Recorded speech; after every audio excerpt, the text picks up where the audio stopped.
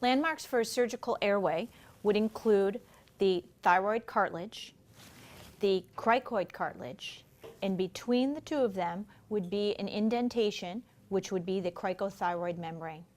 We would like to make a transverse incision across the cricothyroid membrane and then dissect directly down into it to insert our airway.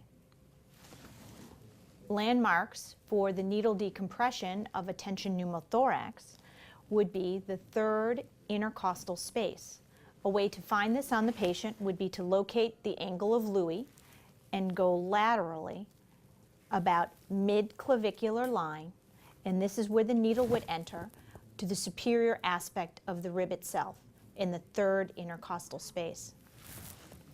Landmarks for a chest tube are generally the fifth intercostal space, and the ribs can be palpated.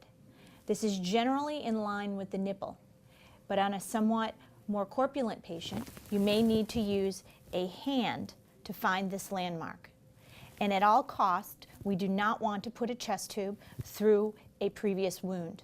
Landmarks for diagnostic peritoneal lavage, generally we would be going directly below the umbilicus in a vertical manner. There are several caveats to go above the umbilicus if the patient is pregnant or has had previous lower abdominal surgery.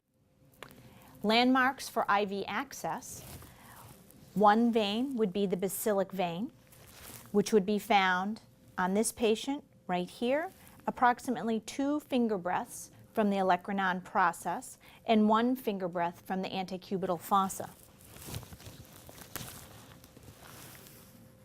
That would be right there. Landmarks for the saphenous vein would be 1 finger breath above the medial malleolus and 2 finger breaths cephalad. Again, marking the saphenous vein right there. It's very easily palpated. You may roll it between your fingers. For the cut downs, we would like to do a transverse incision, being careful not to go through the vein on the first cut, but giving us room to go medial or lateral to find the vein in case we have not correctly identified the landmarks.